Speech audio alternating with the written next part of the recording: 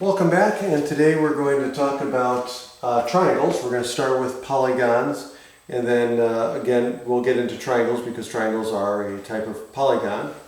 And so what is a polygon? A polygon is part of a plane that is bounded and closed by straight line segments. Okay, so triangles are bounded by three sides, so we call those triangles. And polygons are named by the number of sides that they have. So triangles are named because they have three angles in the figure, okay, or three sides.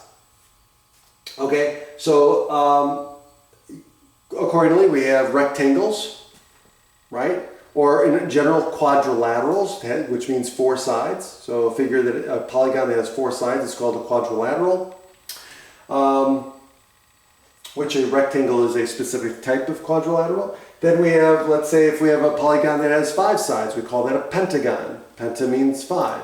Or a hexagon, which comes from hexa. Hex means six, or then we have seven, which is a heptagon.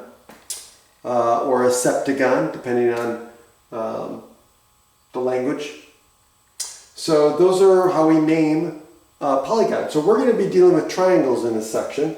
And so now the different types of triangles that we run into is scalene. Scalene triangles are triangles that have no sides that are the same length. Okay, so all the sides, all the lengths of the sides are different. Isosceles triangles means that there are exactly two sides of the triangle that have the same measurement, the same length. Okay. Now, incidentally, isosceles triangles also have base angles that are also the same.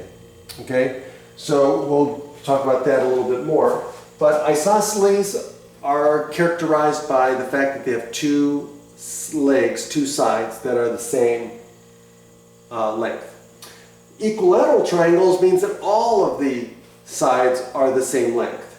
Equilateral, okay, equal sides, okay. And incidentally, the interior angles for an equilateral triangle is always the same. All three interior angles are the same.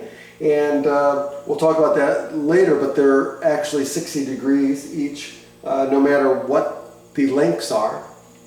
And then a right triangle. A right triangle, it just means that one of the angles is a right angle, a 90-degree angle. Okay? And when we're dealing with right triangles, we have terminology that we use. And the terminology that we use is for a right triangle.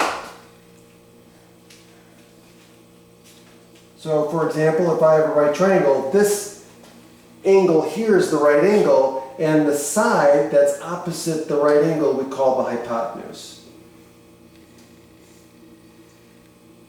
And then the two other sides are called legs. Okay, and that's the characteristics of a right triangle. So we're going to go on and we'll talk more. We're going to do some examples of these types of triangles in the next example, and then we're going to start putting some calculations to and use these triangles to tell us more about the angles and use that to solve problems. Okay, until next time, have a good day.